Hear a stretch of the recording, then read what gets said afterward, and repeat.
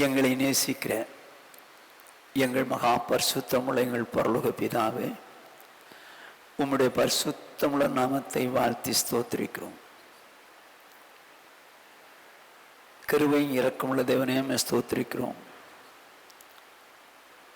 தகப்பனே, இந்த நாளிலும் உம்முடைய வார்த்தைகளை தியானிக்கும்படியாய் கடந்து வந்திருக்கிறோம்.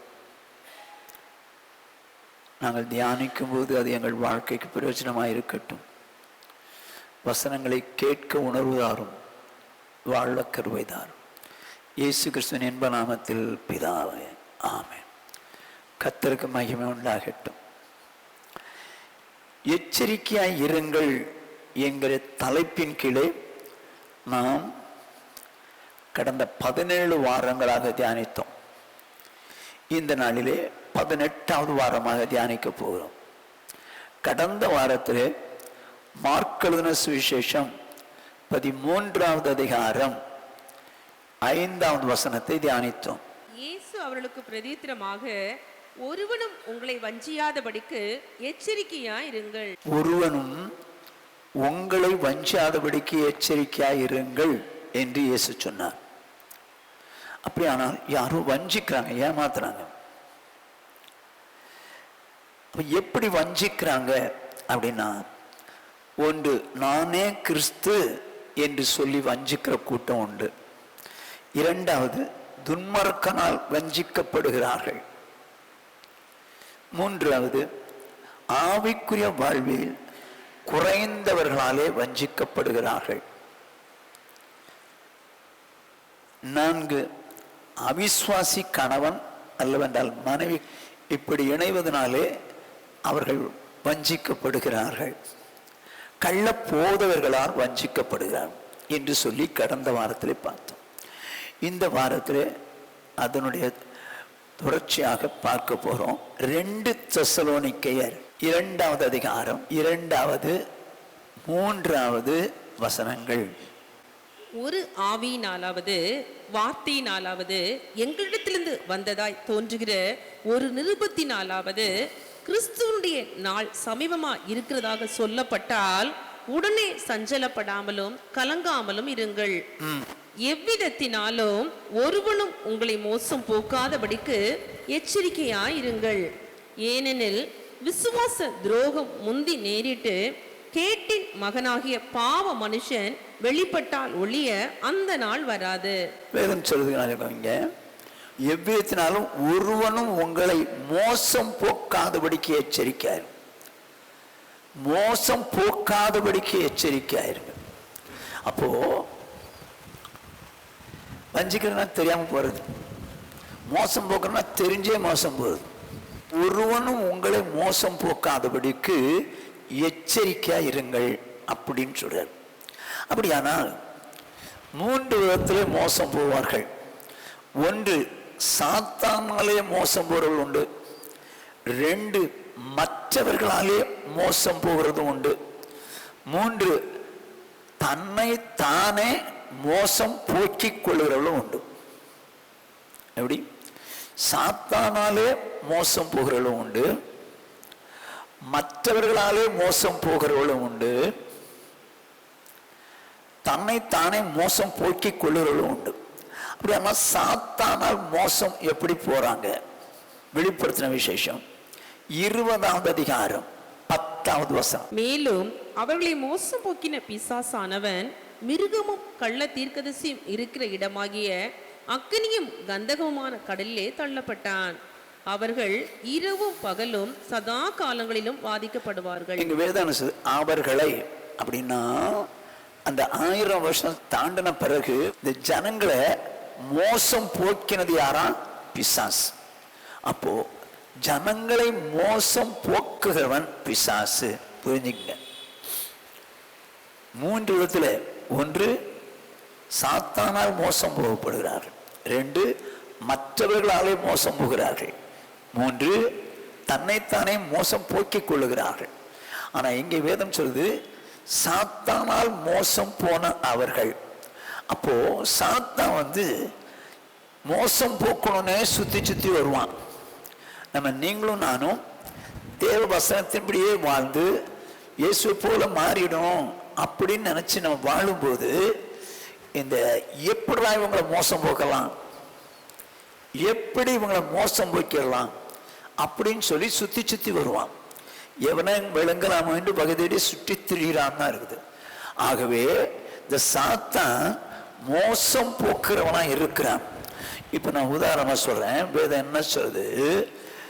2 கொரிந்தியரின் புஸ்தகம் 2வது அதிகாரம் 11வது வசனம். சாத்தானாலே நாம் மோசம் போகாதபடிக்கு அப்படி செய்தேன், அவனுடைய தந்திரங்கள் நமக்கு தெரியாதவைகள் அல்லவே. என்னவா?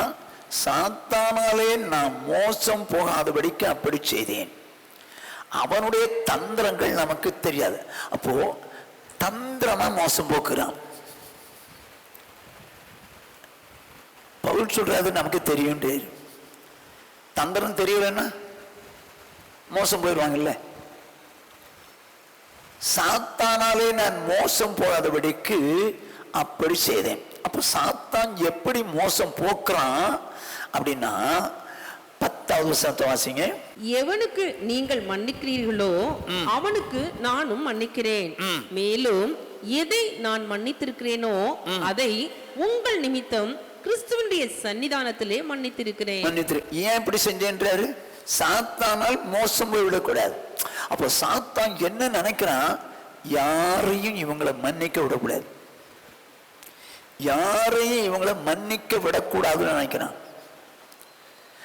நமக்கு ரொம்ப யாரோ தப்பு பண்ணிட்டாங்க, பேசிட்டாங்க அப்படின்னா நம்ம மன்னிக்கணும்னு சொன்னா கூட நம்ம சாத்தா இருக்கிறானே நம்மளை மன்னிக்க விட மாட்டாங்க, மன்னிக்க விட மாட்டான். பவுல் சொல்றேன், நான் சாத்தானால் மோசம் போகாதபடிக்கு அப்படி செய்தேன். எப்படி செய்தேன்? மன்னிச்சிட்டேன். அப்ப மன்னிக்க கூடாதபடிக்கு செய்யறது யாரு தெரியுமா? சாத்தான். ரொம்ப ஜாக்கிரதை. நம்முடைய வாழ்க்கையில சாத்தான் மன்னிக்க கூடாதபடிக்கு பல சூழ்நிலைகளை கொண்டு வருவான். நமக்கு விரோதமா பேச வைப்பான், செய்ய வைப்பான். ஆனா மன்னிச்சாதப்பா அப்படின்னு சொல்லி மன்னிக்க கூடாதபடிக்கு செய்வான். அது சாத்தானால உண்டாகிற மோசம். நம்மளை மோசம் போக்குறதுக்கு அப்படி பண்றான். அருமையானே, நம்முடைய வாழ்க்கையில மன்னிக்கிற சுபாவமானோம். ஏன் அப்படின்னா சபை கர்த்தருடையது. தேவன் எப்படி இருக்கிறாராம்? ஏசாயா தீர்க்கதரிசன புஸ்தகம் 55வது அதிகாரம் 7வது வசனம். துன்மார்க்கன் தன் வழியையும் அக்கிரமக்காரன் தன் நினைவுகளையும் விட்டு கர்த்தரிடத்தில் திரும்ப கடவன், அவர் அவன் மேல் மனதுருகுவார். நம்முடைய தேவனிடத்திற்கே திரும்ப கடவன், அவர் மன்னிக்கிறதற்கு தயை பெருத்திருக்கிறார். என்ன சொல்லுவாருங்க? அவர் மன்னிக்கிறதற்கு தயை பெருத்திருக்கிறார். திரும்பிட்டா போதும் மன்னிச்சுவார். வசனம் சொல்லுது, அவர் மன்னிக்கிறதற்கு தயை பெருத்திருக்கிறார் அப்படின்னு சொல்லி இருக்குது. அதாவது ரோமன் கத்தோலிக் பைபிள்ல அவர் மன்னிக்கிறதுக்கு வள்ளல் அப்படின்றது. வள்ளல்கிட்ட எப்போ என்ன கேட்டாலும் கொடுப்பான். அதே போல நம்முடைய ஆண்டவர் தேவன் மன்னிக்கிறதுல வள்ளல். எந்த நேரத்தில் எப்போ கேட்டாலும் மன்னிப்பார். அவர் மன்னிக்கிறதுக்கு தயை பிடித்தவர். ஆனா சாத்தா இருக்கிறானே மன்னிக்க விட மாட்டான், மன்னிக்க விட மாட்டான். அது அவனுடைய கேரக்டர். தேவனுக்கு என்ன ஒரு கேரக்டர் இருக்கோ அதே நேரத்தில் எதிர் கேரக்டர் தான் சாத்தானுடையது. இவர் மன்னிக்கிறதுல வள்ளல், அவன் மன்னிக்க விட மாட்டான். இப்போ ஆண்டவரை பற்றி பார்ப்போம். ஓசியா தீர்க்கதரிசன புஸ்தகம் 7வது அதிகாரம் 2வது வசனம். அவர்கள் பொல்லாப்பை எல்லாம் நான் நினைவில் வைத்திருக்கிறேன் என்று அவர்கள் தங்கள் இருதயத்தில் சிந்திக்கிறதில்லை. இப்போதோ அவர்களுடைய கிரியைகள் அவர்களை சூழ்ந்து கொண்டது, அவைகள் என் முகத்துக்கு முன் இருக்கிறது. என்ன சொல்றாரு ஆண்டவர்? அவர்கள் பொல்லாப்பை எல்லாம் நான் நினைவில் வைத்திருக்கிறேன் என்று அவர்கள் தங்கள் இருதயத்தில் சிந்திக்கிறதில்லை. மனுஷனோ மனுஷியோ செய்த எல்லா பொல்லாப்பையும் நினைவில் வைத்திருக்கிறார் என்று நம்ம நினைச்சதே கிடையாது. எல்லாருடைய பொல்லாப்பையும் மனசுல வச்சிருக்காரு. எல்லாரும் செய்த தவறுகளையும் அவர் நினைவில் வைத்திருக்கிறார். அப்போ எப்படி மன்னிக்க தயப்படுத்துவர் அப்படின்னா, எப்போ மன்னிப்பார், எப்படி மன்னிப்பாருங்கிறத பார்க்க போறோம். 1 யோவான் 1 அதிகாரம் 9வது வசனம். நம்முடைய பாவங்களை நாம் அறிக்கையிட்டால் பாவங்களை நமக்கு மன்னித்து எல்லா அநியாயத்தையும் நீக்கி நம்மை சுத்திகரிப்பதற்கு அவர் உண்மையும் நீதியும் உள்ளவராயிருக்கிறார். கர்த்தருக்கு மகிமை உண்டாகட்டும். எல்லாருடைய பாவங்களையும் மனசுல வச்சிருக்கிறார், மனசுல வச்சிருக்கிறார். ஆனா அவர் மனசுல வச்சிருக்கிறார் நமக்கு தெரியுமா? நமக்கு தெரியாது, நம்ம யோசிக்கிறதே இல்லை. எல்லாருடைய பாவங்களையும் மனசுல வச்சிருக்காரு. அப்படியானால் ஒரு மனிதனுடைய பாவங்களை எப்போ அவர் மன்னிப்பார்? மனசுல வச்சிருக்கிறது எப்போ மன்னிப்பார்? வேதம் சொல்லுது, நாம் பாவங்களை அறிக்கையிட்டால், அறிக்கையிடுனா வாய் மூடிட்டு, அப்படி இல்லை, அறிக்கையிட சொல்றது. ஆண்டவரே, நான் இப்படி செஞ்சேன், இப்படி நடந்தேன், இப்படி பார்த்தேன், இப்படி பேசினேன், இப்படி எல்லாம் செஞ்சுட்டேன், ஐயோ நான் ஒரு பாவி ஆண்டவரே, என் பாவங்களை மன்னிங்கன்னு சொல்லி மனஸ்தாப்பட்டு யார் கேட்கிறாங்களோ அவங்களுடைய பாவங்களை மன்னிச்சு எல்லா அநியாயத்தை நீக்கி சுத்தமாக்குறதற்கு அவர் உண்மையும் நீதி உள்ளவராயிருக்கிறார். சாத்தான் மன்னிக்க விட மாட்டான். இவர் மன்னிக்கிறதுக்கு தயப்படுத்தவர்.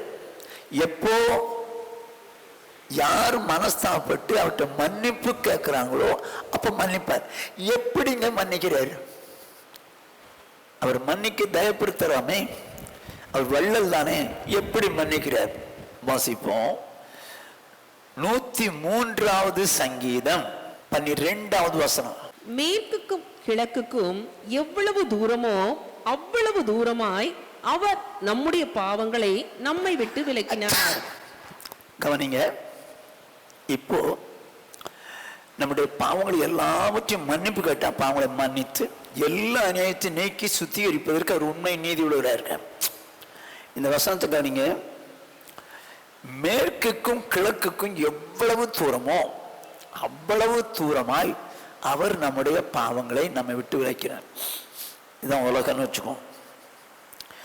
இது மேற்கு, இது கிழக்கு. இதுக்கு தூரம் எவ்வளவு? எவ்வளவு தூரம்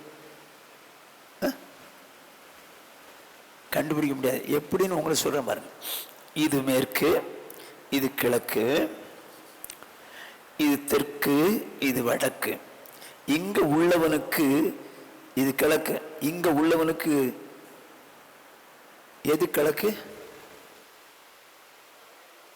இது வலது பக்கத்தில் உள்ளது, இது கிழக்கு.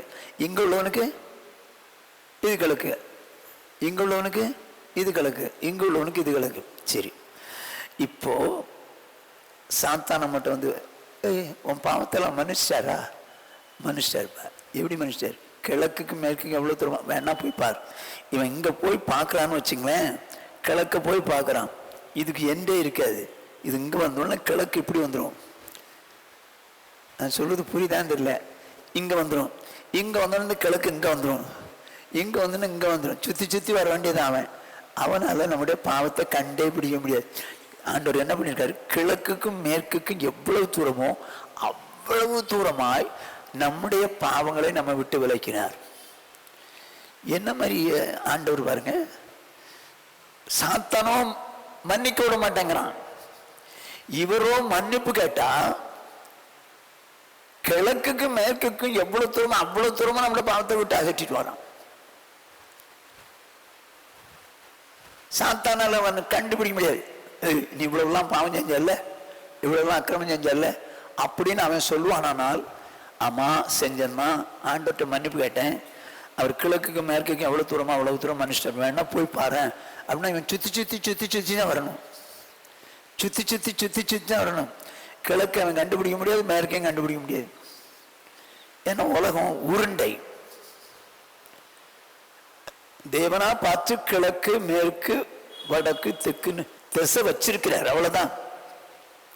ஓகே, ஃபர்ஸ்ட் பாயிண்ட், கிழக்குக்கு மேற்குக்கு எவ்வளவு தூரமோ அவ்வளவு தூரமாய் நம்முடைய பாவங்களை நம்ம விட்டு அகற்றினார். இரண்டாவதாக ஏசாயா தீர்க்கதரிசன புஸ்தகம் 38வது அதிகாரம் 17வது வசனம். சமாதானத்துக்கு பதிலாக மகா கசப்பு வந்திருந்தது. தேவரீரோ என் ஆத்துமாவை நேசித்து அழிவின் குழிக்கு விலக்கினீர். என் பாவங்களை எல்லாம் உமது முதுகுக்கு பின்னால் எரிந்து விட்டீர். இப்போ என்ன செய்யறாம்? நம்ம பாவங்களை அறிக்கையிட்ட எல்லா பாவத்தை மன்னிச்சு அநியாயத்தை நீக்கி சுத்தமாக்குறது.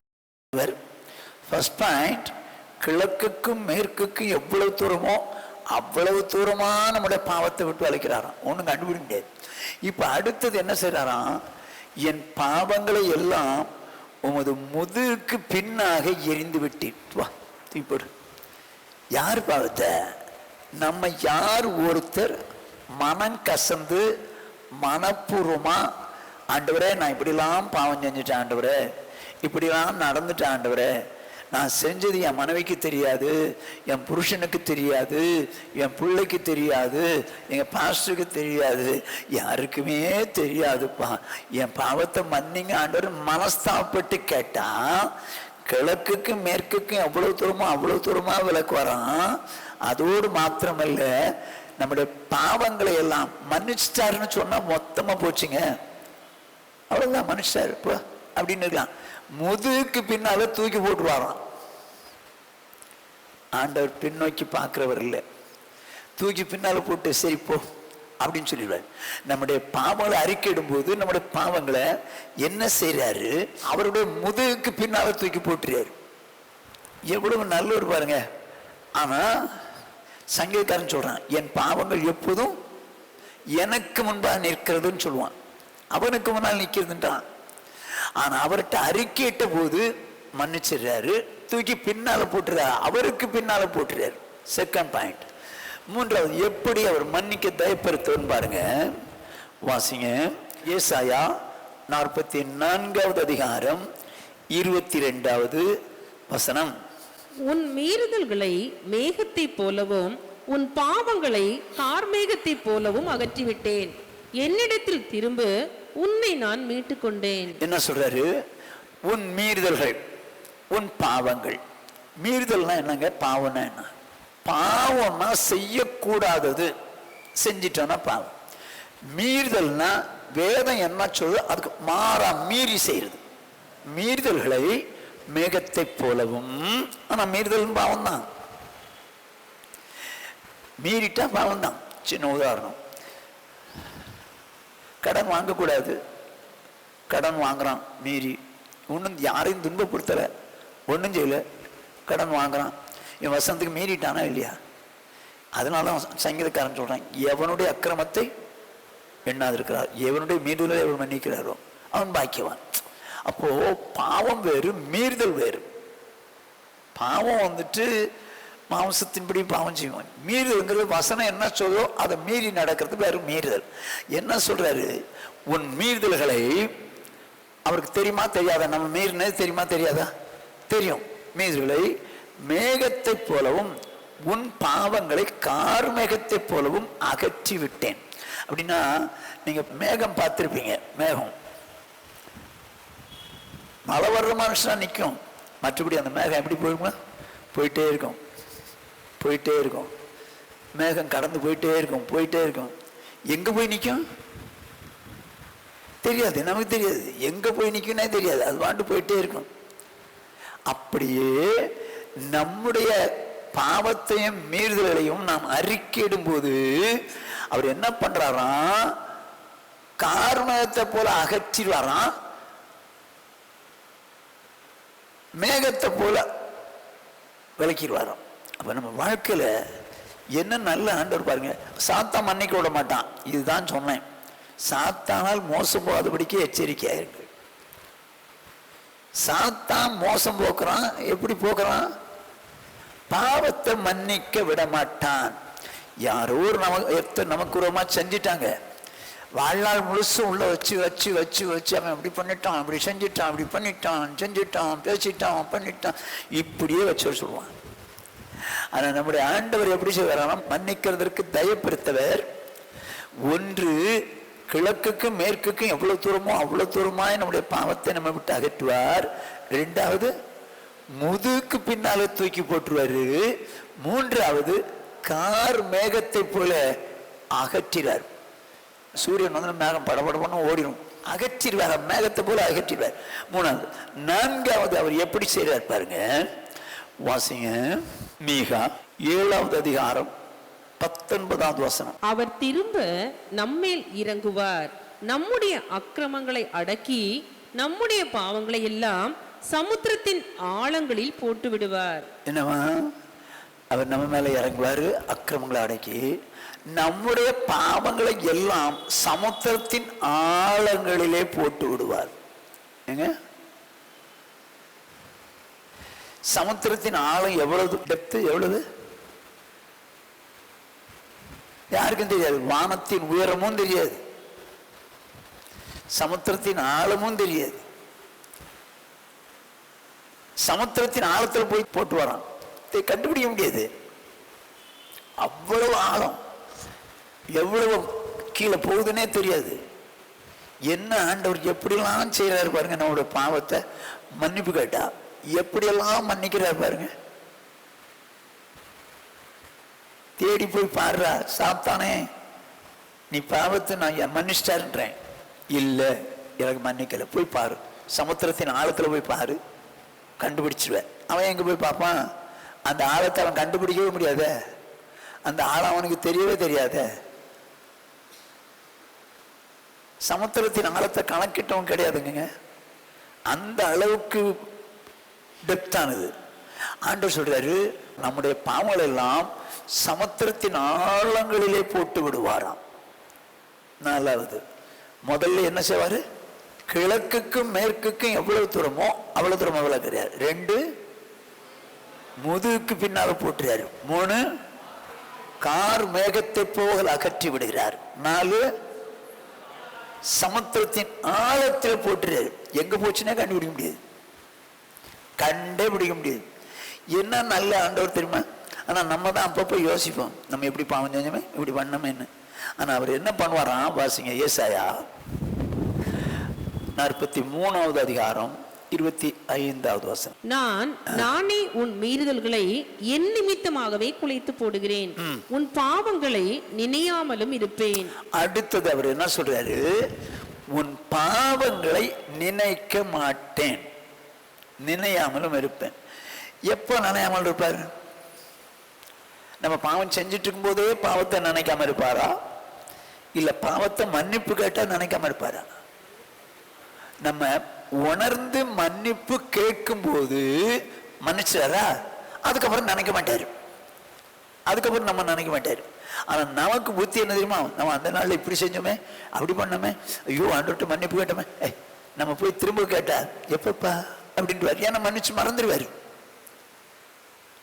நம்ம செஞ்ச பாவத்தை ஆண்டவர்கிட்ட மனஸ்தாபப்பட்டு மன்னிப்பு கேட்கும்போது அவர் என்ன பண்ணிடுறாரு? மன்னிச்சுட்டு மறந்துடுறாருங்க, மறந்துடுறாரு. ஆனா நம்ம தான் யாரோ ஒருத்தன் தப்பு செஞ்சுட்டான்னு வச்சுக்குவோம், மன்னிப்பு கேட்டா நம்ம மன்னிச்சிட்டோம். ஆனா நம்ம மனசுல அது இருக்குமா இருக்காதா? இருந்துட்டு தானே இருக்குது. நம்ம ஆண்டவரை போல மன்னிக்க நமக்கு தெரியலையே. அந்த கிறிஸ்துவின் சுவாபம் நமக்கு வரணுங்க.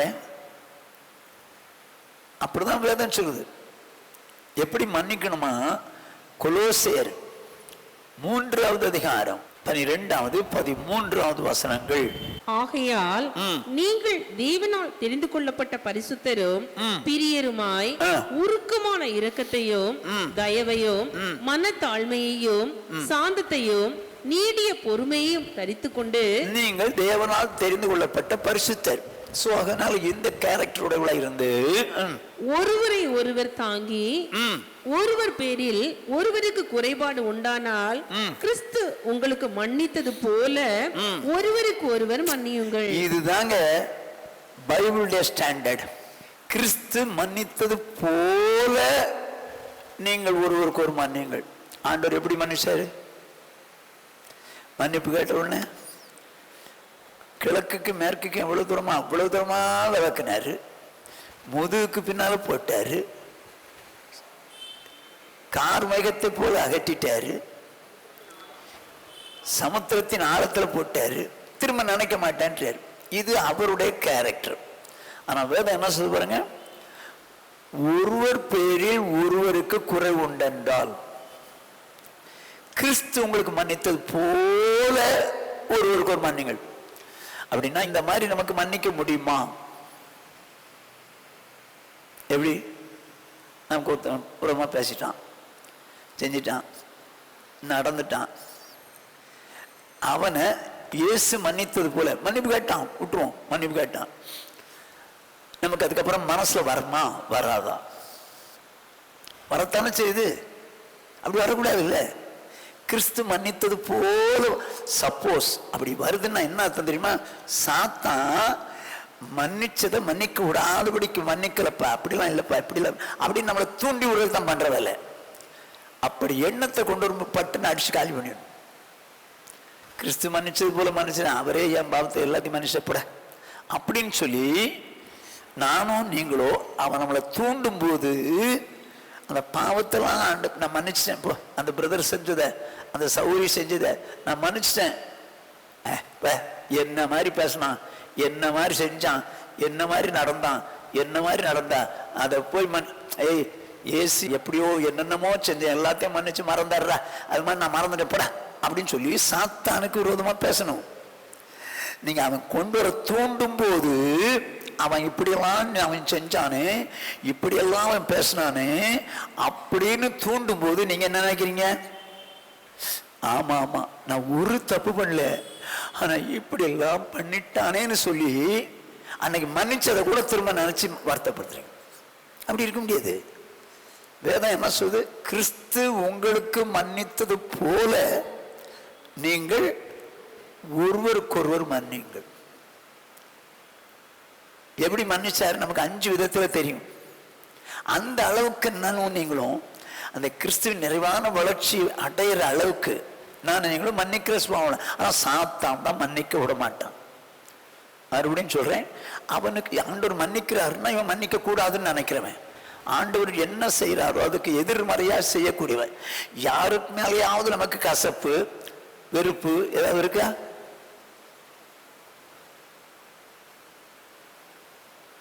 தப்பு செஞ்சுட்டா கூட மன்னிப்பு கேட்டா கூட நம்ம என்ன பண்ணுவோம்? மன்னிச்சுட்டேன்ருவோம். ஆனா நமக்கு அவங்க மேல கசப்பு வெறுப்பு அப்படிலாம் இருக்கும்.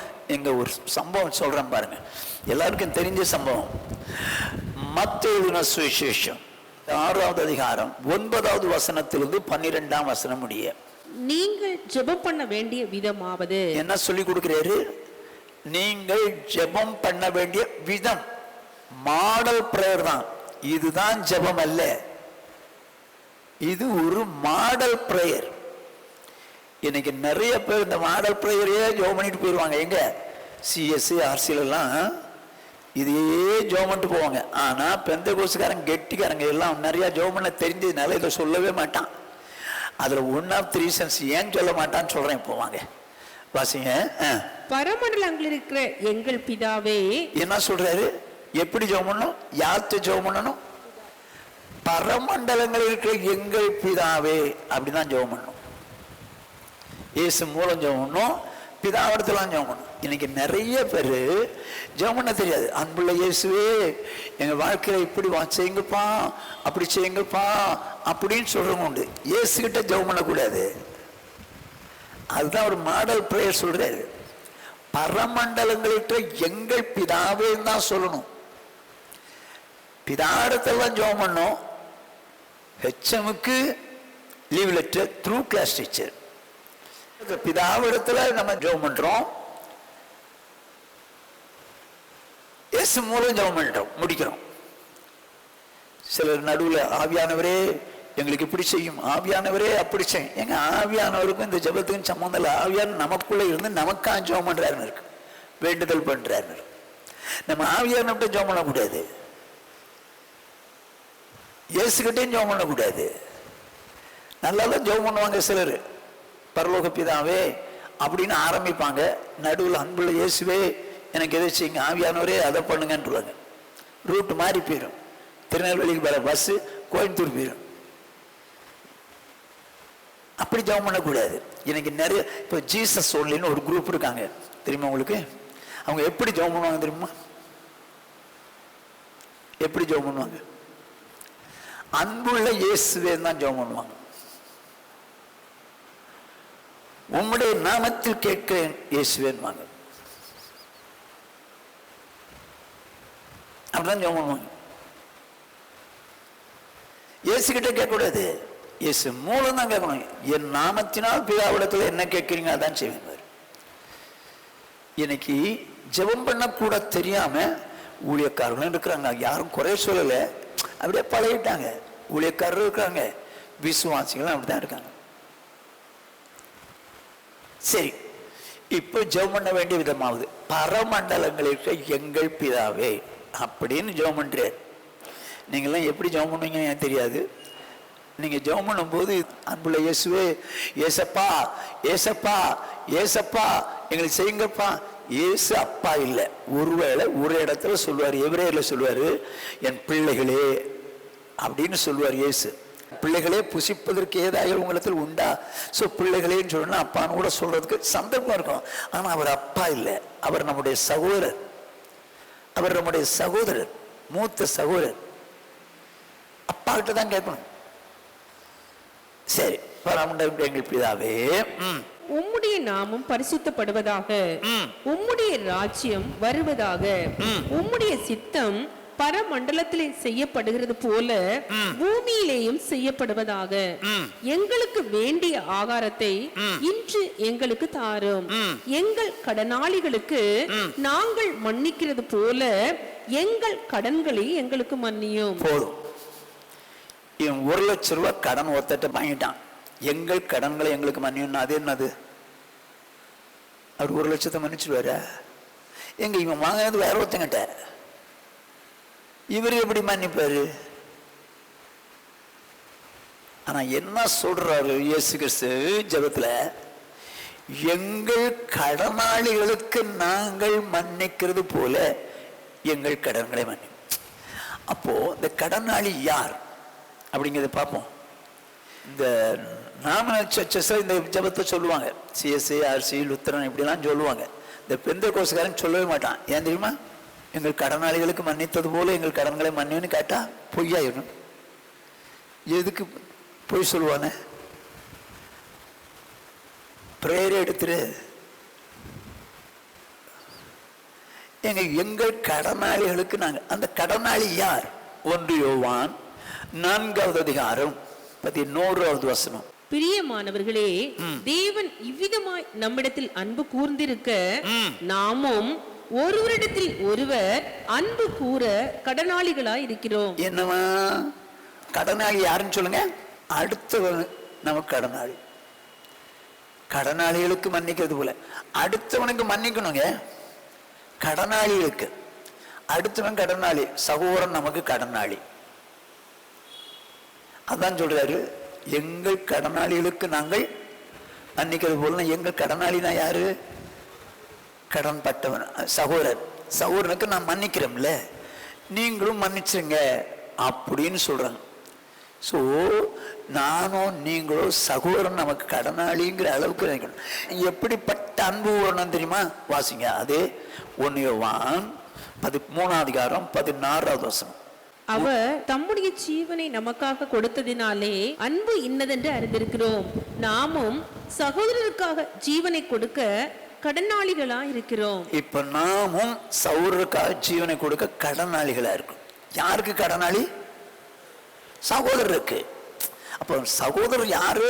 நமக்கு கடனாளி. நமக்கு கடனாளி. அதைத்தான் சொல்லுது, எங்கள் கடனாளிகளுக்கு நாங்கள் மன்னிக்கிறது போல. அப்போ சகோதரருக்கு மன்னிக்கிறோமே. கடனாளி சகோதரன். கடனாளிகளுக்கு மன்னிக்கிறது போல எங்கள் கடன்களை மன்னியும். இப்ப நமக்கு ரொம்ப இதை பேசிட்டாங்க, ஏதோ செஞ்சிட்டாங்க, மன்னிக்கிறோமா?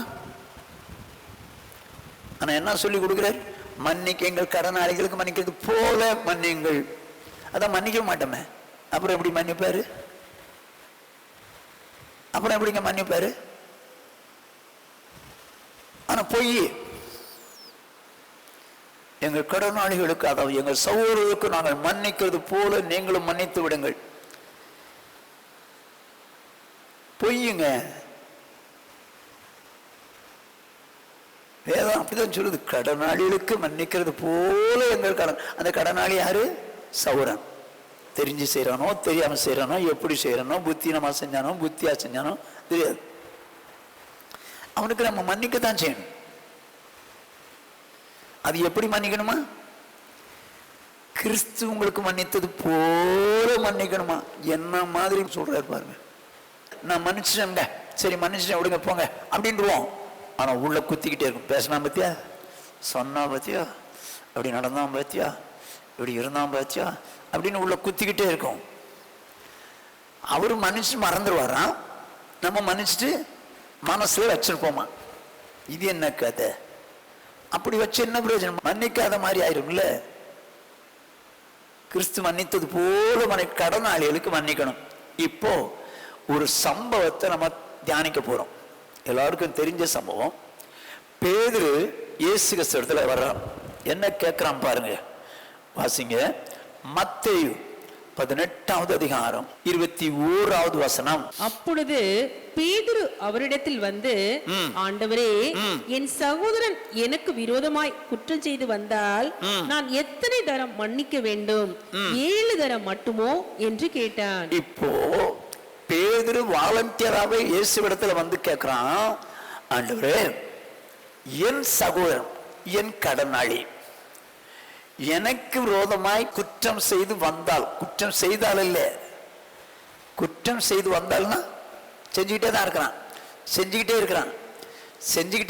நம்மளால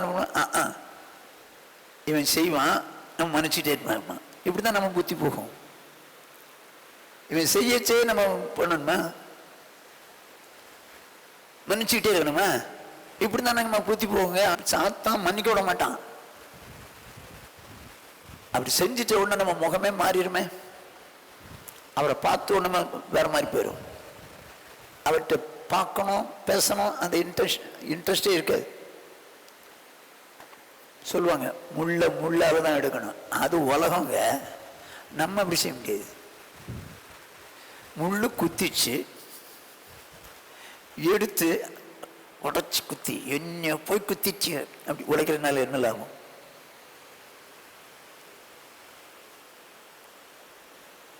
ஏழு தரம் மன்னிக்கணுமான்னு கேட்கிறான். அவன் தான் கேட்கிறான், 7 தரம் மன்னிக்கணுமா? அதுக்கு இயேசு என்ன சொன்னாரு?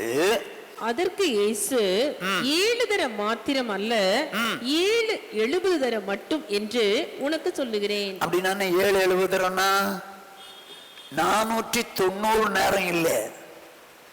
எப்ப மன்னிப்பானா மன்னிச்சுக்கணும். இதுதான் பாயிண்ட். ஆனா உலகத்துல என்ன சொல்லுவான்? குனிய குனிய குட்டுகிறவனும் முட்டாள், குட்ட குனிகிறவனும் முட்டாள். அவன் குட்டிக்கிட்டே இருப்பான், அவன் மன்னிச்சுட்டே இருக்குமே, கொடுத்துட்டே இருக்குமே. இப்படிதாங்க உலகம் சொல்லும். சாத்தான் இப்படிதான் சொல்லி நம்மளை மன்னிக்க விட மாட்டேங்கிறான். ஆனா ஆண்டவர் சொல்றார், 7 தரம் மட்டும் இல்லடா, 7 70 தரம் எப்பனாலும் மன்னிச்சுட்டே இருப்போ. ஏன் மன்னிச்சுட்டு இருக்க சொன்னார்? அவருடைய கேரக்டர், கிறிஸ்துவின் கேரக்டர். நீங்க எப்போ மன்னிப்பு கேட்டாலும் மன்னிக்கிறாரா? ஐயோ, மன்னிப்பே கேட்கறது இல்லையா? கேட்கிறோம்ல. அப்ப எப்ப கேட்டாலும் மன்னிக்கிறாருல்ல. ஆனா நம்ம மட்டும் அவர்கிட்ட கேட்கும்போது எப்ப கேட்டாலும் மன்னிச்சிருங்க சொல்லணும், மன்னிச்சிருவாராம். நம்ம மட்டும் நம்ம கடனாளிகளுக்கு மன்னிக்க விடாதான். அவன் எப்படி வேணான்னு சொல்லுவான், செய்வான், பேசுவான், நடத்துவான். நான் எப்படி செஞ்சுக்கிட்டே இருக்கணுமே, மன்னிப்பு கொடுத்துட்டே இருக்கணுமே? இல்லைங்க, இது கிறிஸ்துவினுடைய சுபாவம். மன்னிக்கத்தான் செய்யணும். 7 70 தரம் மட்டும் சொல்லு. இப்ப யார் மன்னிப்பாங்க, யார் மன்னிக்க மாட்டாங்கிறத சொல்றேன் பாருங்க. இயேசுவே சொல்றாரு. தொடர்ந்து வாசிங்க சிஸ்டர். எப்படி எனில், பரலோக ராஜ்யம் தன் ஊழியக்காரரிடத்தில் கணக்கு பார்க்க வேண்டும் என்றிருந்த ஒரு ராஜாவுக்கு ஒப்பாயிருக்கிறது. பரலோக ராஜ்யம் தன் ஊழியக்காரரிடத்தில் கணக்கு பார்க்க வேண்டும் என்றது ஒரு ராஜாவுக்கு ஒப்பாயிருக்கிறது. ஓகே. அவன் கணக்கு பார்க்க தொடங்கின போது 10,000 தாலந்து கடன் பட்டவன் ஒருவனை அவனுக்கு முன்பாக கொண்டு வந்தார்கள். இப்போ ராஜாவுக்கு முன்னால 10,000 தாலந்து கடன் பட்டவனை கொண்டு வந்தாங்க. ஐயா, 10,000 தாலந்து உங்கள்கிட்ட கடன் வாங்கி இருக்கிறான் அப்படின்னு கொண்டு வந்திருக்கிறாங்க. 10,000 அப்படின்னா 10,000 தாலந்துக்கு ஏற்கனவே சொல்லியிருக்கேன். 25 வருஷத்துக்கு முன்னால ஒருத்தர் சொன்னாரு 4.5 கோடின்னு. இப்போ அது 45 கோடி இருக்கும். 45 கோடி ரூபாயை கடன் வாங்கினவனே ஒருத்தன் ராஜா வீட்டுக்கு முன்னால் நிறுத்திட்டாங்க. ராஜா என்ன சொல்றான் பாருங்க. கடனை தீர்க்க அவனுக்கு நிர்வாகம் இல்லாதபடியால் அவனுடைய ஆண்டவன் அவனையும் அவன் பெண்சாதி பிள்ளைகளையும் அவனுக்கு உண்டான எல்லாவற்றையும் விற்று கடனை தீர்க்கும்படி கட்டளையிட்டான். இப்போ அவன் என்ன சொல்றான் ராஜா, ஐயா 45 கோடி வாங்கியிருக்கிறேன் ஐயா, ஒன்று செய்ப்பா, உன் மனைவி உன் பிள்ளைகள் எல்லாத்தையும் விற்று கடன் அடைச்சு அப்படின்னு ராஜா சொல்றார். ராஜா சொல்றார் எல்லாத்தையும் விற்று கடன் அடைச்சிரு அப்படின்றார். அதுக்கு அவன் என்ன சொல்றான் பாருங்க. அப்பொழுது அந்த ஊழியக்காரன் தாழ விழுந்து வணங்கி, ஆண்டவனே என்னிடத்தில் பொறுமையாயிரும், எல்லாவற்றையும் உமக்கு கொடுத்து தீர்க்கிறேன் என்றான். ஐயா கொஞ்சம் பொறுமையா இருங்க ஐயா, உங்களை கெஞ்சி கேட்கிறேன் ஐயா, காலில் விழுந்துட்டு கேட்கிறேன், நீங்க கொஞ்சம் பொறுமையா இருங்க, நான் எப்படினாலும் கொடுத்துட்றேன் அப்படின்னு சொல்றான். கொஞ்சம் கவனமா கேட்டுங்க, இதெல்லாம் நமக்கு தெரிஞ்ச வசனம் தான். கொடுத்துட்றேன்னு சொன்னான். அதுக்கு எஜமா என்ன சொல்றாரு பாருங்க. அந்த ஊழியக்காரனுடைய ஆண்டவன் மனதிறங்கி அவனை விடுதலை பண்ணி கடனையும் அவனுக்கு மன்னித்து விட்டான். எங்க ஜெயில போட சொன்னாருங்க. 45 கோடி ரூபாய் சாதாரணம் அல்ல. மன்னிங்கன்னு கேட்ட உடனே மன்னிச்சு அவனை விடுதலை பண்ணிவிட்டார். விடுதலை பண்ணி கடனை மன்னிச்சிட்டாரு. ஏன் மன்னிச்சாரு? மனது இறங்கி, மனது இறங்கி, எந்த சௌரிக்கு எந்த சௌரனுக்கு மனசுல இறக்கம் இருக்குதோ அவனால் தான் மன்னிக்க முடியும். எல்லாராலும் மன்னிக்க முடியாது. எல்லாராலும் மன்னிக்க முடியாது. இறக்க இருந்தாதான் மன்னிக்க முடியும். நீங்க மன்னிக்கலன்னு அர்த்தம் தெரியுமா? மனசுல இறக்கம் இல்லைன்னு அர்த்தம். இதை இப்படியே வச்சுக்கங்க. யாக்கோபு 2:13 வாசிங்க. ஏனென்றால் இரக்கம் செய்யாதவனுக்கு இரக்கம் இல்லாத நியாய தீர்ப்பு கிடைக்கும், நியாய தீர்ப்புக்கு முன்பாக இரக்கம் மேன்மை பாராட்டும். என்ன சொல்றாரு பாருங்க. இரக்கம் செய்யாதவனுக்கு இரக்கம் இல்லாத நியாய தீர்ப்பு. அடுத்தவனை மன்னிக்கிறதுக்கு ஒருத்தனுக்கு இரக்கம் இல்லை அப்படின்னா இரக்கம் இல்லாத நியாய தீர்ப்பு கிடைக்கும். ஒருவேளை இறங்கி மன்னிக்கானா நியாய தீர்ப்புக்கு முன்பாக அந்த இரக்கம் மேன்மை பாராட்டும். நம்ம யாரையாவது மன்னிக்க முடியாம இருக்கிறோமா? அப்படி இருந்தால் என்ன அர்த்தம் தெரியுமா? இரக்கம் இல்லாதவன், இரக்கம் இல்லாதவள். என்னால மன்னிக்க முடியாதுங்க. அவ பேசுனது எப்படி தெரியுமா? நாக்க புடுங்குற மாதிரி பேசினா, 4 பேருக்கு மத்தியில பேசினா, இப்படியெல்லாம் செஞ்சான், அப்படியெல்லாம் செஞ்சான். நான் உனக்கு மன்னிக்கணுமாக்கா? மன்னிக்கணுமாக்கா? பல ஆண்டுகளுக்கு முன்னால நம்ம சபையில் ஒரு சௌரி இருந்தாங்க. சௌரிக்கும் சௌரனுக்கும் பிரச்சனை, ஏதோ பிரச்சனை. அந்த சௌரி ஏண்டவன் சொல்றாங்க, பாஸ்டர் எங்க பிரதர் இப்படி பண்ணிட்டார் பாஸ்டர், இப்படி பண்ணிட்டார் பாஸ்டர், இனிமே நான் பேசவே மாட்டேன் பாஸ்டர்ட்டாங்க. நான் சொன்னேன், சிஸ்டர் ஒன்று அவர் விசுவாசி, அடுத்தது உங்க சௌரன், நீங்க மன்னிக்கத்தான் செய்யணும். நான் மன்னிக்க மாட்டேன் பாஸ்டர், அந்த மாதிரி பேசிட்டான் பாஸ்டர், நான் மன்னிக்க முடியாதுன்னா பரலோகத்துக்கே போக முடியாது. பரலோகத்துக்கே போகலன்னாலும் பரவாயில்ல பாஸ்டர், பரலோகத்துக்கே போகலன்னாலும் பரவாயில்ல, நான் மன்னிக்க முடியாது. இது என்ன கிடையாது. அப்ப நம்ம கிறிஸ்துவை பின்பற்றுறது எதுக்கு? பரலோகத்துக்கு போறதுக்கு தான் அவரை பின்பற்றி வாழ்றோம். மன்னிக்க முடியாதுன்னு சொல்லுது. இப்ப பேசுறாங்க நினைக்கிறேன், எனக்கு தெரியல. நான் ஏன் சொல்றேன் அப்படின்னா, யாரு மன்னிப்பா தெரியுமா? இரக்கம் உள்ளவன் தான் மன்னிப்பான். எஜமான் இறங்கி மன்னித்தார். தேவன் நமக்கு இறங்கி மன்னிக்கிறார். சரியா? இப்ப மறுபடியும் அங்க வாங்க, மத்தேயுக்கு வாங்க, 18ஆம் அதிகாரம் விட்ட வசனத்திலிருந்து வாசிங்க. அப்படி இருக்க அந்த ஊழியக்காரன் புறப்பட்டு போகையில் தன்னிடத்தில் 100 வெள்ளிப்பணம் கடன்பட்டிருந்தவனாகிய தன் உடன் வேலைக்காரர் ஒருவனை கண்டு அவனை பிடித்து தொண்டையை நெரித்து, நீ பட்ட கடனை எனக்கு கொடுத்து தீர்க்க வேண்டும் என்றான். என்ன சொல்றான்? இப்போ 10,000 தாலந்து 45 கோடி ரூபாயை மன்னித்தார் முதலாளி. இவன் மன்னிப்பை பெற்றவன் அப்படி போறான். போற நேரத்துல எதிராப்ல இவங்கிட்ட 45 கோடி மன்னிப்பு பெற்றானே, அவங்கிட்ட 100 வெள்ளிப்பணம் வாங்கின ஒருத்தன் கடன் பட்டுட்டான். 100 வெள்ளிப்பணம் கடன் பட்டிருக்கிறான். அந்த 100 வெள்ளிப்பணம் 10 வருஷத்துக்கு முன்னால 9,000 ரூபா, இப்போ 9,000 ரூபா. 45 கோடி மன்னிச்சவங்கிட்ட 9,000 ரூபா கடன் வாங்கினவன் இருக்கிறான். அவன் தொண்டை நெரிச்சு அவனை என்ன சொல்றான்? ஏய், கடனை வைடா, ஐயா பொறுத்துங்கன்றான். இப்ப என்ன சொல்றான் பாருங்க. அப்பொழுது அவனுடைய உடன் வேலைக்காரன் அவன் காலிலே விழுந்து, என்னிடத்தில் பொறுமையாயிரும், எல்லாவற்றையும் உமக்கு கொடுத்து தீர்க்கிறேன் என்று அவனை வேண்டிக் கொண்டான். 45 கோடி கடன் வாங்கினவனும் எஜமான்கிட்ட காலில் விழுந்துதான் மன்னிப்பு கேட்கிறான். பொறுமையாயிரும், நான் கொடுக்குறேன்னு தான் சொல்றான். ஆனா எஜமானோ ரொம்ப நல்லவர். அவர் எல்லாத்தையும் மனுஷர். 100 வெள்ளிப்பணம், அதாவது 9,000 ரூபா, இப்போ 9,000 ரூபா, அன்னைக்கு 9,000 ரூபா வாங்கினவனை தொண்டை பிடிச்சு நெரிச்சு ஜெயிலில் போடுறேன்றான். பொறுமையாயிரும், நான் கொடுக்குறேன்றான். அதுக்கு என்ன நடக்குது பாருங்க. அவனோ சம்மதியாமல் போய் அவன் பட்ட கடனை கொடுத்து தீர்க்கும் அளவும் அவனை காவலில் போடுவித்தான். எங்க இவனுக்கு 45 கோடி ரூபாய் மன்னிச்சாருங்க. அவன் செஞ்சது 9,000 ரூபாய் தான் பிரச்சனை. கடன் பட்ட கடனை தீர்க்கும் வரைக்கும் காவல்ல போட்டுட்டான், ஜெயில போட்டான். இந்த மேட்டர் எஜமானுக்கு போகுது. மற்றவங்க சொல்லிட்டாங்க, ஐயா நீங்க மன்னிச்சிங்கல்ல 45 கோடி, அவங்கிட்ட ஒருத்தன் 9,000 ரூபாய் வாங்கினான், அவனை தொண்டை நெரிச்சு ஜெயில போட்டான் அப்படின்னு சொல்லி சொன்னோன்னு என்ன நடக்குதுன்னு பாருங்க.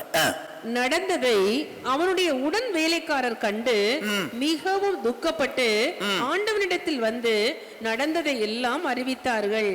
அப்பொழுது அவனுடைய ஆண்டவன் அவனை அழைப்பித்து, பொல்லாத ஊழியக்காரனே, நீ என்னை வேண்டிக் கொண்டபடியினால் அந்த கடன் முழுவதையும் உனக்கு மன்னித்து விட்டேன். நான் உனக்கு இறங்கினது போல நீயும் உன் உடன் வேலைக்காரனுக்கு இறங்க வேண்டாமோ என்று சொல்லி என்ன சொல்றாரு? எதனால மன்னிச்சேன்னு சொல்றாரு? நான் உனக்கு இறங்கினது போல நீயும் அவனுக்கு இறங்க வேண்டாமோ? உன் மேல நான் இறக்கப்பட்டதான் 45 கோடி மன்னிச்சேன். நீ ரட்சிக்கப்பட்ட நாள்ல இருந்து இதுவரைக்கும் செஞ்ச எல்லா பாவத்தையும் நான் அவ்வளவு மன்னிச்சேன். ஆனா யாரோ ஒருத்தன் பேசுவான், யாரோ ஒருத்தன் ஒரு நாள் செஞ்சான், யாரோ ஒருத்தன் உனக்கு ரொம்ப அளந்துட்டான் அப்படிங்கிற ஒரே ஒரு காரணத்துக்காக இன்னைக்கு வரைக்கும் பேசாம இருக்கிற, இன்னைக்கு வரைக்கும் அந்த பாவத்தை மன்னிக்க முடியல. ஏன்? ஒரு பாவம். ஆனா ஆண்டவர் நமக்கு எவ்வளவு பாவம் மன்னிச்சாரு, எவ்வளவு பாவம் மன்னிச்சாரு. இத்தனை கோடி ரூபாய் மன்னிச்ச மாதிரி அவ்வளவு பாவத்தை மன்னிச்சாரு. வாலிப வயசுல இருந்து செஞ்சுட்டு வந்த அத்தனை பாவத்தை மன்னிச்சாரு. இன்னைக்கும் பாவத்துக்கு மன்னிப்பு கேட்டா மன்னிக்கிறாரு. ஆனா அவன் செஞ்ச பாவத்தை மட்டும் நம்ம மன்னிக்க மாட்டோமா, இவ பேசின பேச்சை மட்டும் நம்ம மன்னிக்க மாட்டோமா? இது என்னடா இது? ஏன் மன்னிக்க மாட்டேங்கிறாங்க? இரக்கமில்லை, இரக்கமில்லை. ஆண்டவருக்கு இரக்கம் இருந்ததுனால்தான் 45 கோடி மனுஷர். அந்த வேலைக்காரனுக்கு இறக்கம் இல்லாதனால்தான் 9,000 ரூபாயும் மன்னிக்க முடியல. யோசிச்சு பாருங்க. யாரையாவது மன்னிக்க முடியாம அவங்க பேசின பேச்சுக்கு நான் பேசாம இருப்பேன், அப்படிதான் பேசுவேன், இல்லைன்னா இனிமே அவங்ககிட்ட பேச மாட்டேன். உங்களால மன்னிக்க முடியலையே, மன்னிக்க முடியலையே. ஆனா ஆண்டவர் மட்டும் நம்ம மட்டும் மன்னிச்சுக்கிட்டே இருக்கணும், மன்னிச்சுட்டே இருக்கணும். அது எப்படி மன்னிப்பாரு? அவர்தான் சொல்றாரு, அவனை கூப்பிட்டு நான் உனக்கு இறங்கினது போல அவனுக்கு இறங்க மாட்டாமா? இப்ப என்ன செய்யறாரு பாருங்க, வாசிங்க. அவனுடைய ஆண்டவன் கோபமடைந்து அவன் பட்ட கடனை எல்லாம் தனக்கு கொடுத்து தீர்க்கும் அளவும் உபாதிக்கிறவரிடத்தில் அவனை ஒப்பு கொடுத்தான். ஐயோ ஐயோ, எங்க இது வரைக்கும் மன்னிச்சாருங்க. மன்னிச்சதவனை திரும்ப கூப்பிடுறாரு. அவங்க வேலைக்காரங்க வந்து சொன்ன உடனே திரும்ப கூப்பிடுறாரு. இது வரைக்கும் மன்னிச்சாரு, எத்தனையோ பாவத்தை மன்னிச்சாரு. இப்ப என்ன சொல்றாரு? அவன் ஆண்டவன் கோபம் அடைந்து அவன் பட்ட கடனை எல்லாம் கொடுத்து இருக்கும் வாதிக்கிறவன் கையில ஒப்பு கொடுத்தார். ஜெயில போட்டாங்க. என்ன சொல்றாரு பாருங்க, கன்க்ளூஷன். நீங்களும் அவனவன் தன் தன் சகோதரன் செய்த தப்பிதங்களை மனப்பூர்வமாய் மன்னியாமற் போனால் என் பரம பிதாவும் உங்களுக்கு இப்படியே செய்வார் என்றார். எப்படியே செய்வார்? இப்படியே செய்வார்னு சொல்லக்கூடாது. நீங்க மன்னிச்சா மன்னிப்பார், மன்னிக்கலாம் மன்னிக்க மாட்டார். குடும்பத்தில் உள்ள சகோதரனா இருக்கட்டும், ஆவிக்குரிய சகோதரர் யாரா இருந்தாலும் நான் மன்னிக்க முடியாதுங்க, நான் நரகத்துக்கே போனாலும் பரவாயில்ல சொல்றியா, மன்னிக்க மாட்டாரு. ஏன் மன்னிக்க மாட்டார் தெரியுமா? உனக்கே இறக்கம் இல்லையே, உனக்கே இறக்கம் இல்லையே. இறக்கம் இல்லாதனால மன்னிக்க மாட்டேங்கிற, இறக்கம் இல்லாதனால மன்னிக்க மாட்டாரு. ஆனா இரக்கம் இல்லாதவனுக்கு இரக்கம் இல்லாத நியாயத்தீர்ப்பு. நியாயத்தீர்ப்புல தான் பிரச்சனையே.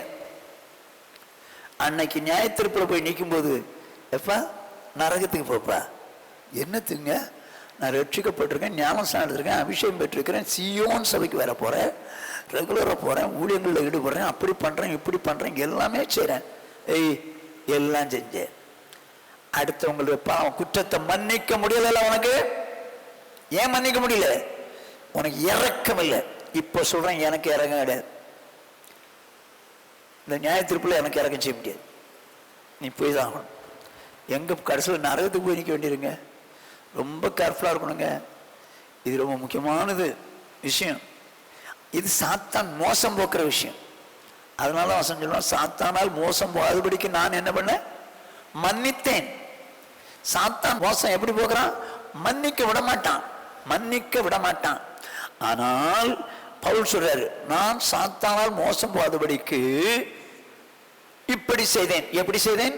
மன்னித்து விட்டேன். அருமையானவர்களே, ஏன் மன்னிக்க மாட்டேங்கிறாங்க? ஆண்டவர் இறக்கப்பட்டு இதுவரைக்கும் செஞ்ச எல்லா பாவத்தையும் மன்னிக்கிறாராம். யாரோ ஒருத்தர் பேசினதுக்காக, யாரோ ஒருத்தர் செஞ்சதுக்காக, யாரோ ஒருத்தர் நம்மள நடந்ததுக்காக நம்மளால மன்னிக்க முடியலையே. காரணம் என்ன? இரக்கம் இல்லை. ஆண்டவர் சொல்றார், நான் இறங்கி மன்னித்தது போல நீயும் அவனுக்கு இறங்க வேண்டாமோ? அப்போ யாருக்கு மன்னிக்க முடியும்னா, யாருக்கு இறக்க குணம் இருக்குதோ அவன் தாங்க மன்னிச்சுவான், அவன் தான் மன்னிப்பான். நம்ம யார் மேலையும் கசப்போய் கூடாதுங்க. இந்த ராத்திரி வேளையில ஒருவேளை யார் மேலேயா மன வருத்தம் இருந்ததுன்னா, ஆண்டவரே நான் எனக்கு மன்னிச்சிடேன்ப்பா, அவங்கள பார்த்தா பேசுவேன், பேசிட்டு போயிரு, பேசிட்டு போயிரு. ஓகே, இப்போ கடனாளிக்கு மன்னிக்கணும். ரெண்டாவது இயேசு என்ன சொல்றாரு? மத்தேயு எழுதின சுவிசேஷம் 6வது அதிகாரம் 14வது 15வது வசனங்கள். மனுஷருடைய தப்பிதங்களை நீங்கள் அவர்களுக்கு மன்னித்தால் உங்கள் பரமபிதா உங்களுக்கும் மன்னிப்பார். முன்னாடி யாரு? கடனாளிகளுக்கு மன்னிச்சோம். நீங்க சகோதரருக்கு மன்னிக்கணும்னு சொன்னார். இப்ப சொல்றாரு மனுஷருடைய தப்பிதங்களை. மனுஷன் யாரு? ரட்சிக்கப்படாதவன். அவங்களும் தப்பு பண்ணுவாங்க. பக்கத்து வீட்டுக்காரனா இருக்கலாம், சொந்தக்காரனா இருக்கலாம், இல்ல வேலையிலையா இருக்கலாம், அவங்களும் நமக்கு ரொம்ப தப்பு பண்ணுவாங்க. நீங்கள் அவர்களுக்கு மன்னித்தால் உங்கள் பரமபிதா உங்களுக்கும் மன்னிப்பார். மன்னிக்க தயப்படுத்தவர் தானா? ஆனா எப்ப மன்னிப்பாரு? அவங்க மன்னிச்சா மன்னிப்பார். ஒருவேளை மன்னிக்கலன்னா அடுத்த வசனத்தை படிங்க. மனுஷருடைய தப்பிதங்களை நீங்கள் அவர்களுக்கு மன்னியாதிருந்தால் உங்கள் பிதா உங்கள் தப்பிதங்களையும் மன்னியாதிருப்பார். ஆடு அவங்க மனுஷங்க ரட்சிக்கப்படாதவங்க, அவன் அப்படிதான் பேசுவான், அப்படிதான் நடப்பான், அப்படிதான் செய்வான். நீங்க மன்னிக்கணும். நீங்க மன்னியாமல் போனால் உங்கள் பரமபிதாவும் மன்னிக்கப்பட்டு இருப்பாங்க. இப்போ இயேசு கிறிஸ்துவ தேவகுமாரன் உங்களுக்கு தெரியாது, தெரியாமலே அடிச்சாங்க, துப்புனாங்க, கொண்டாங்க, எல்லாம் பண்ணாங்க. எல்லாம் பண்ணிட்டு ஆணி அடிச்சிட்டாங்க. இப்ப என்ன சொல்றாரு பாருங்க இயேசு. லூக்கா எழுதின சுவிசேஷம் 23ஆம் அதிகாரம் 34ஆம் வசனம். அப்பொழுது இயேசு, பிதாவே, இவர்களுக்கு மன்னியும், தாங்கள் செய்கிறது இன்னதென்று அறியாதிருக்கிறார்களே என்றார். என்ன சொல்றாரு பாருங்க. இவங்க தேவகுமாரன் இவங்களுக்கு தெரியாது, தூக்கி சிலுவையில் அடிச்சிட்டாங்க. என்ன சொல்றாரு? பிதாவே, இவளுக்கு மன்னியும், தாங்கள் செய்வது என்னதென்று அறியா. அப்போது ரட்சிக்கப்படாதவன் செய்யறதெல்லாம் எப்படி? தெரியாம செய்யறான், அவன் அறியாம செய்யறான், வேணும்னே செய்யல, அவனுக்கு தெரியல, புரியல, ஒண்ணுமே தெரியல, அதனால செஞ்சான். இப்ப நானும் நீங்களும் என்ன செய்யணுமா? இயேசு மன்னித்தது போல இயேசு கிட்ட வந்து மன்னிப்பு கேட்டாங்களா? மன்னிப்பு கேட்கலையே. இயேசு கிட்ட மன்னிப்பு கேட்கலையே, அவராதான மன்னிச்சாரு. நீங்க உலகத்தான் நம்ம கிட்ட வந்து மன்னிப்பு கேட்பான்னு நினைக்க கூடாது. நம்ம மன்னிக்க வேண்டியது கடமை, மன்னிச்சிடும். உங்க குடும்பத்தில் யார்கிட்டயோ மன்னிப்புக்க முடியுமா இருக்கீங்களா? உங்க நண்பர்கள், பக்கத்து வீட்டுக்காரங்க, யாரா இருந்தாலும் மன்னிச்சிடணுங்க. மன்னிக்கிறேன்னா உங்கள் பரமபிதாவும் மன்னியாதிருப்பார். அப்படிதான் போட்டு. மன்னிக்கலன்னா பரலோகமே போக முடியாத, பரலோகமே போக முடியாத. நம்முடைய தேவன் மன்னிக்க தயப்படுத்தவர். சாத்தான் மன்னிக்க கூடாதபடிக்கு தடை பண்ணிடுவான். 2 கொரிந்தியர் 2ஆம் அதிகாரம் 10வது 11ஆம் வசனம். எவனுக்கு நீங்கள் மன்னிக்கிறீர்களோ அவனுக்கு நானும் மன்னிக்கிறேன். மேலும் எதை நான் மன்னித்திருக்கிறேனோ அதை உங்கள் நிமித்தம் கிறிஸ்துவினுடைய சன்னிதானத்திலே மன்னித்திருக்கிறேன். சாத்தானாலே நாம் மோசம் போகாதபடிக்கு அப்படி செய்தேன். என்னது? ஏன் மன்னிச்சானா? சாத்தானாலே மோசம் போகாதபடிக்கு. சாத்தான் மன்னிக்க விட மாட்டாங்க, அவனால நம்ம மோசம் போயிடுவோம். மன்னிக்க கூடாதபடி போயிட்டு மோசம் போயிடுவோம். அதனால தான் மன்னிச்சேன். அவனுடைய தந்திரங்கள் நமக்கு தெரியாதவில்லை. இது ஒரு தந்திரம். மன்னிக்க கூடாதபடி பண்ணிட்டா நீங்க ஒன்றும் தப்பு இல்லைங்க, நீங்க ஒன்றும் பாவம் இல்லைங்க, அவன் தாங்க செஞ்சான், நீங்க ஒன்றும் மன்னிக்க வேண்டியதில்லைங்க அப்படின்னு உங்களுக்கு சொல்லி கொடுத்தான்னு வச்சுங்க, அவன் தந்திரம். நீங்க மன்னிக்க மாட்டீங்க, கடைசியில் மன்னிக்கவே முடியாது. கடைசியில் எங்க போகணும்? நரகத்துக்கு போகணும். இந்த ராத்திரி வேளையில சாத்தானால் நாம் மோசம் போகாதபடிக்கு சகோதரர்களையும் மன்னிப்போம், உலகத்தின் மக்களையும் மன்னிப்போம். தேவன் நமக்கு அப்படிப்பட்ட கிருபையை தருவாராக. எல்லாரும் ஆண்டவரை நோக்கி கண்களை மூடி ஜெபிப்போமா? ஆண்டவரே, சாத்தானால் நான் மோசம் போகாதபடிக்கு என்னை ஒப்பு கொடுக்கிறேன். ஆண்டவரே, ஜனத்தை மோசம் போக்குறது பிசாசு. எப்படி மோசம் போகிறான்? ஃபர்ஸ்ட் பாயிண்ட், நம்மளை மன்னிக்க விட மாட்டான். அடுத்தவங்களை மன்னிக்க விட மாட்டான். ஆண்டவரே, இந்த ராத்திரி வேளையில என்ன அர்ப்பணிக்கிறோம். எங்கள் கடனாளிகளுக்கு நாங்க மன்னிக்கணும், அதே நேரத்தில் ரட்சிக்கப்படாதவனுக்கு நான் மன்னிக்கணும். ஆண்டவரே, எனக்கு இறக்க குணத்தை தாங்க. ஆண்டவரே, இயேசு இறங்கி மன்னித்தார்னு இருக்குதே, தேவன் இறங்கி மன்னித்தார்னு இருக்குதே. இரக்கம் இல்லாதவனுக்கு இரக்கம் இல்லாத நியாய தீர்ப்பு கிடைக்கணும் இருக்குதே.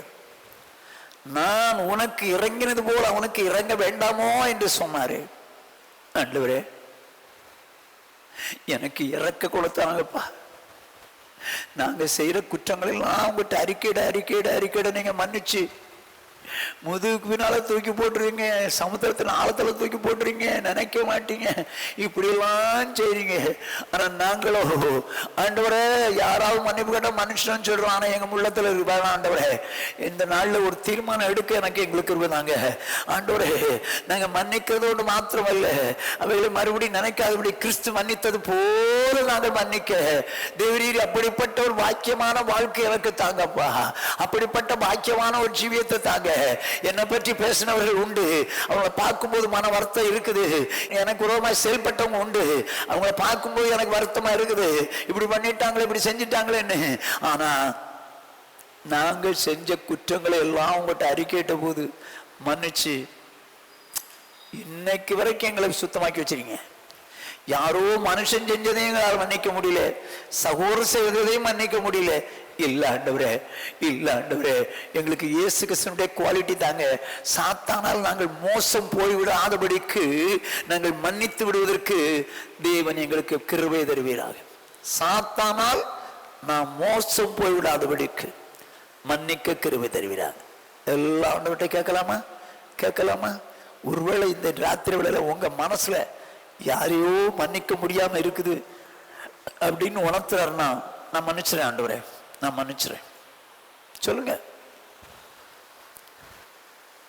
ஆண்டவர்கிட்ட அர்ப்பணிப்போம். ஜாஷுவா ஜெபிப்பார். ஸ்தோத்திரம் ஆண்டவரே, சோத்தரிக்கிறோம் சோத்தரிக்கிறோம் சோத்தரிக்கிறோம் சோத்தரிக்கிறோம் துதிக்கிறோம் மகிமைப்படுத்துகிறோம் உயர்த்துகிறோம் ஆண்டவரே. அன்பின் பரலோக பிதாவே, பரிசுத்த பிதாவே, நீர் எங்களை நேசித்த ஆண்டவரே, இந்த மாலைவில் அப்பா நீர் எங்களோட பேசின ஒவ்வொரு வார்த்தைகளுக்காக சோத்தரிக்கிறோம் துதிக்கிறோம் ஆண்டவரே. சாத்தானால் மோசம் போகாதபடிக்கு எச்சரிக்கை தலைப்பின் கீழாக ஆண்டவரே நாங்கள் ஆண்டவரே பிறரை ஆண்டவரே மன்னிக்க வேண்டும் என்று அப்பா இது விரும்புகிறீர் ஆண்டவரே. அப்படிப்பட்ட ஒரு தன்மை ஆண்டவரே எங்களுக்குள்ள மனப்பூர்வமா ஆண்டவரே நாங்கள் மற்றவர்களை மன்னிக்க அப்படிப்பட்ட ஒரு தன்மையை கர்த்தர் எங்களுக்குள்ள ஏற்படுத்தும்படியாய் ஜெபிக்கிறோம் ஆண்டவர். நாங்கள் ஆண்டவர் உமக்கு விரோதமாக எத்தனையோ பாவங்களை செய்தோம் அப்பா, இதை எங்களுக்கு மனப்பூர்வமாய் மன்னித்தீர் ஆண்டவரே. கிழக்குக்கும் மேற்கும் எவ்வளவு தூரமோ அவ்வளவு தூரமாய் விலக்கினீர் ஆண்டவரே. பின்னாடி ஆண்டவரை எரிந்து விட்டீர் அப்பா, சமுத்திரத்தின் ஆழத்துல போட்டு விட்டீர் ஆண்டவரே. ஆண்டவரே அப்பா நினையாமல் இருக்கிறீர் ஆண்டவரே. அப்படி நீர் எங்களுக்கு மன்னித்தது போல ஆண்டவரே நாங்களும் மற்றவர்களுக்கு மன்னிக்க ஆண்டவரே கிருபை செய்யும்படியாய் ஜெபிக்கிறோம் ஆண்டவரே. எங்களுக்கு அப்படிப்பட்ட ஒரு தன்மையை கொடுப்பீராக அப்பா ஆண்டவரே. இந்த மாலை வேலை ஆண்டவரே ஆண்டவரே நானும் அப்பா நாங்களும் இதுவரைக்கும் யாரையாகிலும் அப்பா மன்னிக்காமல் இருப்போம் என்றால் ஆண்டவரே இந்த இரவு அப்பா அவளை மனப்பூர்வமாய் மன்னித்து விட, அவளோடு ஒப்புரவாகி விட ஆண்டவரை கிருபை செய்யும்படியாய் ஜெபிக்கிறோம் அப்பா. நீர் எப்படி இரக்கமுள்ளவராய் இருந்து எங்களுக்கு மன்னித்திரோ அப்படிப்பட்ட இரக்க குணம் ஆண்டவரே எங்களுக்குள்ள உண்டாகும்படியாய் அப்பா கெஞ்சுகிறோம் ஆண்டவரே. கிறிஸ்து இயேசுவின் சிந்தையை எங்களுக்குள்ள இருக்க வேண்டுமே ஆண்டவரே. அப்படிப்பட்ட இரக்க குணம் எங்களுக்கு உண்டாயிருந்த ஆண்டவரே ஆண்டவரே சகோதரர்களாலும் சரி ஆண்டவர் ரட்சிக்கப்படாதவர்களுமானாலும் சரி அப்பா எங்களுக்கு விரோதமாக பேசுகிற செய்த எந்த காரியத்தையும் ஆண்டவரே மனப்பூர்வமாய் மன்னிக்க, அதை நான் இனி ஒருபோதும் நினையாதபடிக்கு மன்னித்து விட ஆண்டவரே. கர்த்தர் கிருபை செய்வீராக, கிருபை செய்வீராக, கிருபை செய்வீராக ஆண்டவரே. நாங்கள் மன்னிக்காமல் போவோம் என்றால் கர்த்தர் மன்னிக்காமல் இருப்பீர் ஆண்டவரே. நாங்கள் ராஜ்யத்துக்குள்ளே பிரவேசிக்க முடியாத அப்பா ஆண்டவரே. எங்களுக்கு அப்படிப்பட்ட ஆண்டவரே ஒரு நல்ல குணத்தை, மன்னிக்கிற நல்ல குணத்தை ஆண்டவரை மன்னித்து மறக்கக்கூடிய ஒரு நல்ல குணத்தை ஆண்டவர் ராத்திரி வேலை கர்த்தர் எங்களுக்குள்ள ஆண்டவரை ஏற்படுத்தும்படியாய் ஜெபிக்கிறோம் ஆண்டவரே. நாங்கள் மனப்பூர்வமாய் மன்னிக்க எங்க உதவி செய்யுங்கப்பா, உதவி செய்யுங்கப்பா. யார் மீது எங்களுக்கு கசப்போ வெறுப்போ ஆண்டவரை கோபம் ஆண்டவர் இராத படிக்க ஆண்டவரை ஆண்டவரே கிறிஸ்துக்குள்ள எப்படிப்பட்ட இரக்க குணம் இருந்ததோ அதே போல எங்களுக்குள்ள இருக்க ஆண்டவரே உதவி செய்யும்படியாய் ஜெபிக்கிறோம் ஆண்டவர். ஆண்டவரே நன்றி நன்றி நன்றி. பேசின ஒவ்வொரு வார்த்தைகளுக்காய் சோத்திரம் ஆண்டவர். அந்த யாவருக்காய் சோத்திரம். கர்த்தர் தொடர்ந்து நடத்தி மகிமைப்படுவீராக. இயேசுவின் நாமத்தில் ஜெபிக்கிறோம் நல்ல பிதாவே, ஆமென். என் ஆத்மாவே கர்த்தரை ஸ்தோத்திரி, என் முழுமே அவருடைய பரிசுத்த நாமத்தை ஸ்தோத்திரி. என் ஆத்மாவே கர்த்தரை ஸ்தோத்திரி, அவர் செய்த சகல உபகாரங்களை மறவாதே. ஆமென். நம்முடைய கர்த்தராகிய இயேசு கிறிஸ்துவினுடைய கிருபையும் பிதாவாகிய தேவனுடைய அன்பும் பரிசுத்த ஆவியானுடைய ஐக்கியமான அந்யோன்யமும் ஆறுதலும் சமாதானமும் இன்றும் என்றும் நம்மனவரோடும் உலகிலுள்ள சகல பரிசுத்தங்களோடு காப்பதாக. ஆமென். ஹல்லேலூயா, ஹல்லேலூயா, ஹல்லேலூயா.